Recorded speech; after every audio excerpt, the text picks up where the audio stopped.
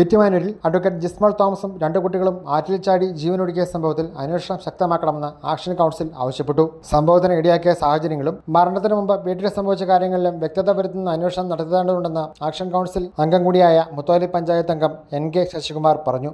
നിലവിലെ പോലീസ് അന്വേഷണം എന്ന് പറയുന്നത് ഇപ്പോൾ രണ്ടുപേര് കസ്റ്റഡിയിലുണ്ട്, അവർക്ക് ജാമ്യം ലഭിച്ചിട്ടില്ല. പക്ഷേ അതിനുമേലുള്ള അന്വേഷണം ഫോണിൻ്റെ പേരിലുള്ള അന്വേഷണങ്ങൾ, അല്ലെങ്കിൽ UK മകളുടെ അറസ്റ്റുമായിട്ട് ബന്ധപ്പെട്ടുള്ള കാര്യങ്ങൾ, ജിസ്മോളുടെ ഭർത്തൃമാതാവിനെ ചോദ്യം ചെയ്യുന്നതുമായിട്ടുള്ള കാര്യങ്ങൾ, അവിടെയൊക്കെ വ്യക്തത വരുത്താനുണ്ട്.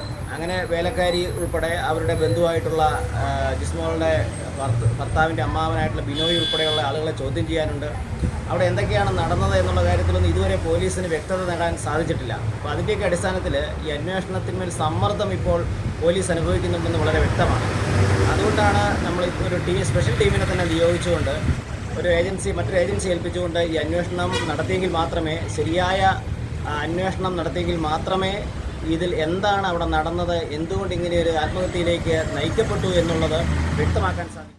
അഡ്വക്കേറ്റ് ജിസ്മോളുടെ ഭർത്താവ് ജിമ്മയുടെ പിതാവ് സംഭവദിവസം UK മകൾക്കയച്ച മെസ്സേജിലും ദുരൂഹതയുണ്ട്.